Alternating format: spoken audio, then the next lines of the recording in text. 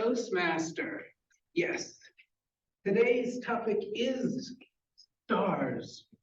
Well, at least the word star, in terms of what does it mean? Well, it could mean something along the lines of prepare the ship for battle, battle stations, warp 9 to the Klingon homeworld. Anybody know what series I'm talking about? Star Trek. Star Trek, that's correct. Yes, Star Trek was one of those things that was an early influence in my life. In fact, some people think Star Trek, the TV series, the original series, as it's called now, was the first successful science fiction show ever on television. But after some research, I knew that wasn't true. No, the first one goes way back to the 50s. It was black and white. There were even 3 different shows, but science fiction was very underground. It was considered very second class during that time for a very long time. In fact, Star Trek wasn't even the first successful show around that time that it came out. Before that was Lost in Space. How many people remember Lost in Space? Yeah, I've seen a couple of hands. Yes, one of my favorite things was the robot on Lost in Space. Stranger danger, Will Robinson, Dr. Smith. It was an interesting bit of fantasy to be able to see that kind of star, that kind of space tale. But I was thinking about it the other day when I was trying to remember what was the name of that show where they go through a gate and go to different places. And it was supposed to be, one of the gates was supposed to be right in Cheyenne Mountain. And I was thinking, Star something, isn't it? Yes, Stargate. It was Stargate. Well, Stargate is definitely another one of those star shows. Star Trek, Star Wars, Stargate, Starman, The Last Starfighter, A Tin Star, A Star's Born. No, wait a second. Those last 2 have nothing to do with space operas, now do they? A Tin Star was a Western, and A Star is Born. Well, that's been done multiple times, but that was a fame, look at fame and look at music industry of how people fit into that. So that was an interesting point of view to have some of those. But to me, the word star isn't even quite the right word for most of them, because how many of them are actually using a star directly? No, almost none of them. It's all about space operas. They're not star operas, they're space operas. And as far as space operas go, well, I was influenced by lots of them. I remember my dad was a bit of a science fiction fan. He was sort of an underground science fiction fan because he wasn't obvious about it. He was subtle about it. One of the subtle ways was the fact that he would allow us to watch Star Trek, the original series, while we ate dinner.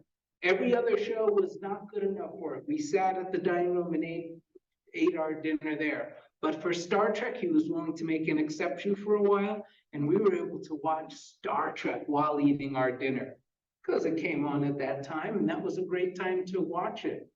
So I learned lots of interesting things from watching Star Trek. I learned that you could talk to a computer and give it orders, right? That communication could be a little handheld device, and that you could have a way of getting around space by warping space, and you would be able to travel faster than light. In fact, almost every science fiction look at space almost always has to deal with some fictional version of faster than light. Because so far, the only thing that really goes faster than light is quantum interference. And even then, they're still not completely sure about how that works. There is some thought that space warps really could be true, but the amount of energy to move something like the Enterprise would take more energy than is in a sun. So I'm not sure we're going to be able to do that, although maybe some people have thought about it a little bit. For me, growing up during that time, reality and fiction, science fiction, blurred a little bit because there was this space race. The Russians had sent up a satellite, and then we were sending people into orbit around the Earth. And we were trying to be the first one to get to the moon. And all of this happened right around the same time that Lost in Space and Star Trek were on TV. In fact, both of those shows only lasted 3 seasons. It was a 5-year mission that only managed to last 3 years. And in those 3 years, Star Trek lasted a little bit longer because it started a little later. And its 3rd season ended in June of 1969. July of 1969, we saw the Apollo 11 mission. I remember they took us into the classroom and rolled in one of these gigantic TVs. There were only a few of them around that we could all watch. So they took a bunch of our classes and moved into the one classroom that did have the big TV. And we watched Apollo 11 launch. And this magnificent machine jumped up into the sky with 3 people on top. A rocket, a missile that went and took these men to the moon. My parents woke me up the night then they landed on the moon and when they were taking their first steps on the moon. I don't remember much about being woken up to watch those first steps of men on the moon. But I remember the New York Times newspaper on the map the next day showing men on the moon and thinking, wow, science fiction is now science reality. We've visited another planet, well, at least a planetoid, maybe not a full-fledged planet, but it was going through space, landing, and then we brought these men back safely. Wow. And then unlucky number 13 with Apollo 13, we all know that that didn't work out as well as they liked, but they got those men back safely through ingenuity. So yes, things could happen with space that made me think it was science fiction is now reality.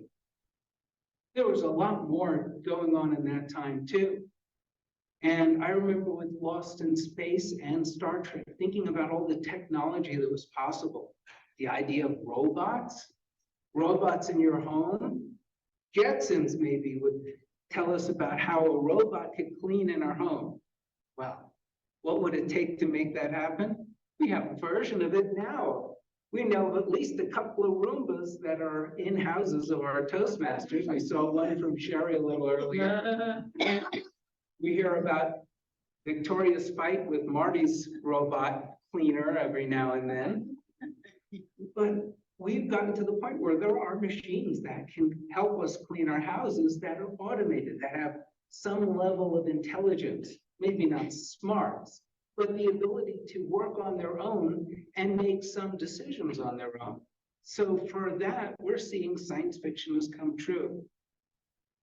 And well, I do want to talk a little bit more about Lost in Space, because I learned something about Lost in Space that took me about 40 or 50 years to learn, to figure out, to understand.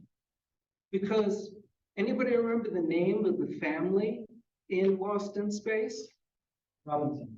Robinson, that's right. And where else have you heard the term Robinson?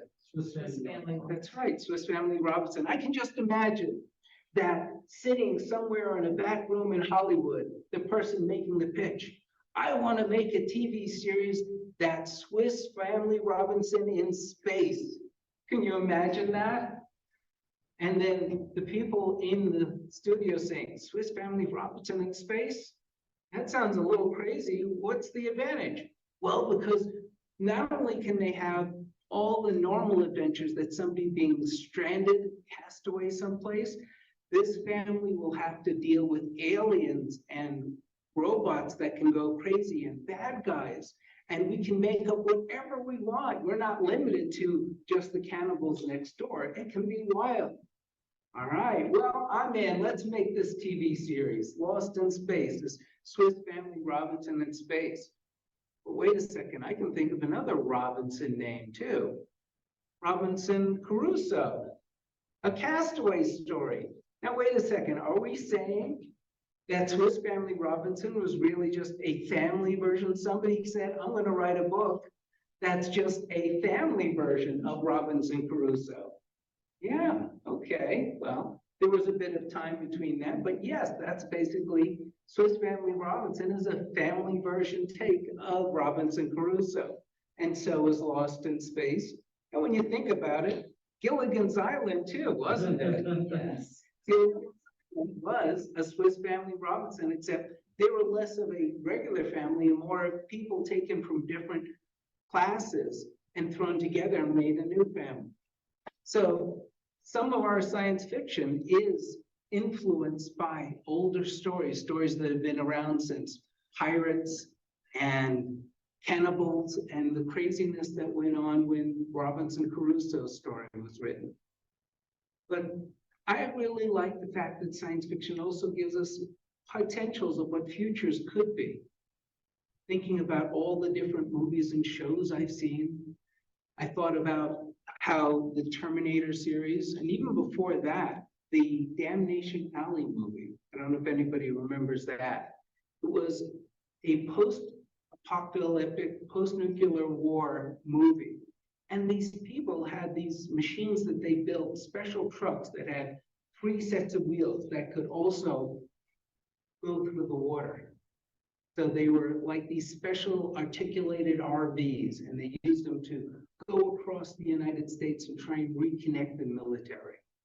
So thinking about what would happen if we had post-apocalyptic, I think about all those possibilities of, well, what would it look like? What would we have to think about? And well, most of them make me think, I really hope we don't ever have to live through a full nuclear war, because I'm not sure there's going to be much left if that happens.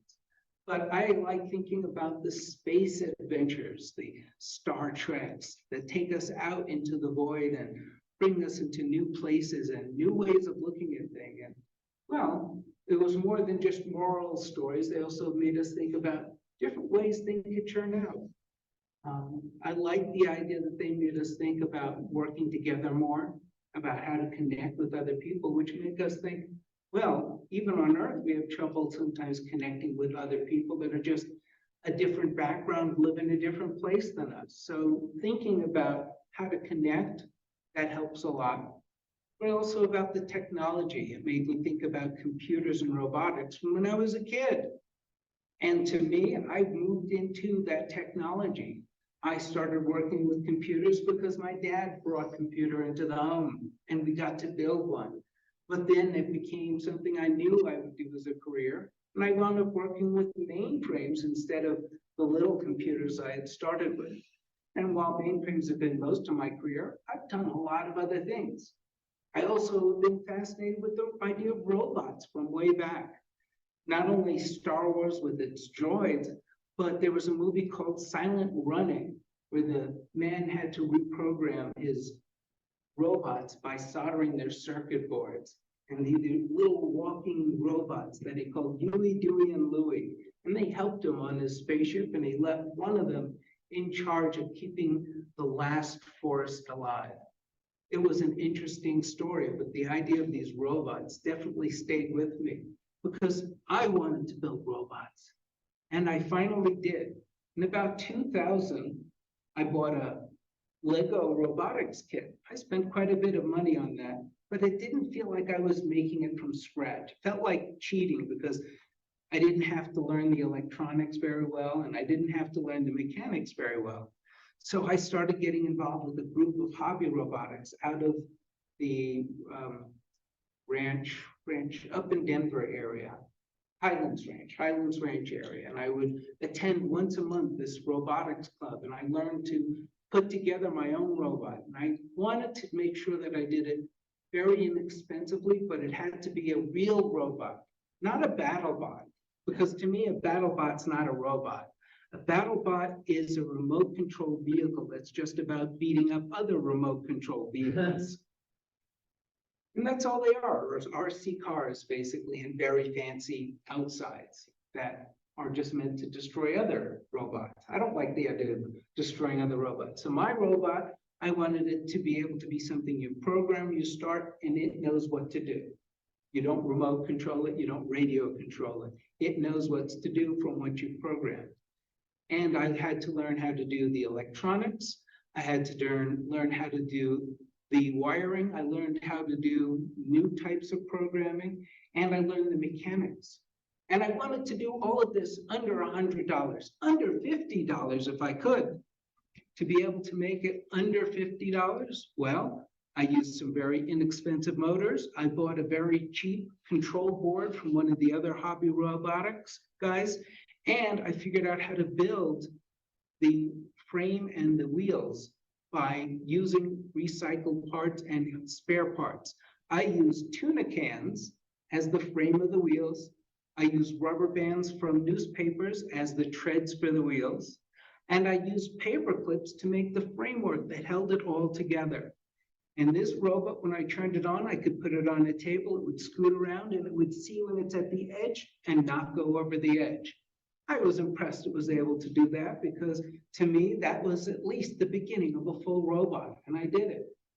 I probably would have done something a lot more sophisticated with robots, maybe not quite Star Trek or Star Wars level, but more sophisticated if the group hadn't broken up, because the leader decided he needed to spend more time working on a product that he wanted from what he learned from robotics. And at that time, I had just discovered geocaching. So geocaching kept me pretty busy for quite a while. These days, I'm still doing a little bit with the tiny electronics when it comes down to Internet of Things. You might call it smart home devices or related devices. So for those, I'm working together with that. Does that put me in the line of star? I don't know. It seems to me if you throw the word star in front of something, you're suddenly got near success, potential success, something successful, you know. Is this a star, Keith? No, I'm not Star Keith because I'll probably never go into space, but I do get to think about how science fiction has influenced what I get to do with my life and what is going on in the world. The fact that we do so much with computers, we can talk to computers now and they talk back and they do things for us. Maybe not quite as well as we like. Some of them aren't always as smart. I think I have more disagreements with my Google Home than I get true use out of it. But it's great to know that if I tell it to set an alarm or give me the weather, it knows how to do that. That was science fiction when Star Trek originally came out. There was no way that computers would have enough power to be able to do that. And yet, today that power can be in the palm of our hands. The fact that what's in our palm of our hands, our cell phones, have more power than the first Cray supercomputer is pretty amazing when you think about how quickly and how far we've come. Some of that, we talk about Moore's Law. Moore's Law is where it says every about a year and a half, the speed of a computer would double. Well, some of that came from making the more and more transistors on the CPU. But they ran out of being able to just purely put more transistors on to make the CPUs faster. And they couldn't necessarily make them faster because they were running into the level of too small for the circuits to be made, and they couldn't go any faster. So they get about 5 gigahertz, and you can't go much faster in the clock speed. But in terms of total processing power, they still continue to just about double every 18 months, just because they come up with new ways to do things, the way to do predictive computing, the way that they have multiple layers of dies and being able to put multiple cores so that the CPUs are multiple processing all at the same time. Makes it interesting. And the idea that in some ways, the computers that we talk to now are smarter than that first computer in Star Trek. The fact that the communicator devices that we hold in our hands every day are much, much smarter than the handheld communicators that Captain Kirk used to get beamed up. Well, that's certainly pretty amazing when you think about it. In fact, most people these days use a mobile device as a mobile electronic device much more than they ever use it as a telephone. So for me, being able to take part of the future as it grows, knowing that the science fiction is meeting science fact, especially when the science fact is more fact-based.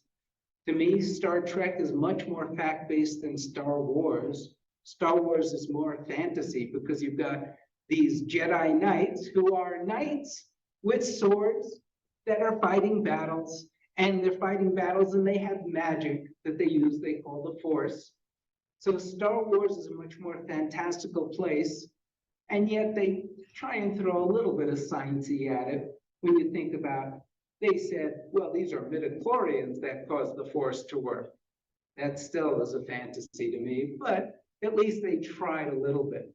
Star Trek is a lot more fact-based in terms of what science should be able to do and can do in some cases, although they do blur the line to me when it comes to going back in time. When they do time travel in Star Trek, that gets very fictional to me, very fantasy to me, because they've used it so many different ways.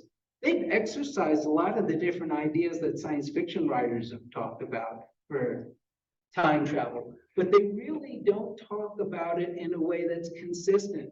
One type of time travel says you got a slingshot around the sun. Another one says the Borg Queen can pull you through. And sometimes you're caught in a time bubble, or there are chronoton particles that cause your ship to get cross-timed. Well, there's so many different science fiction plots around time travel, and Star Trek does explore a lot of them. But I got a little bit annoyed when it seemed like they weren't consistent about it. So for me, I'd love to see a series that takes the science even a little bit more seriously, sticks to a methodology instead of jumping around, and gives us the best star or space fantasies that we can from being able to know what technology might bring us. And I love to see some of the good things that come from looking at science technology of the future, to be able to see what we might get. Handheld devices, what's next? Maybe the brain implants, but I don't know if I trust brain implants the way hackers are such bad guys these days. So maybe keep your brain implants until we get a lot more secure systems. And I'll see each of you in that star future that we're going for. Madam Toastmaster.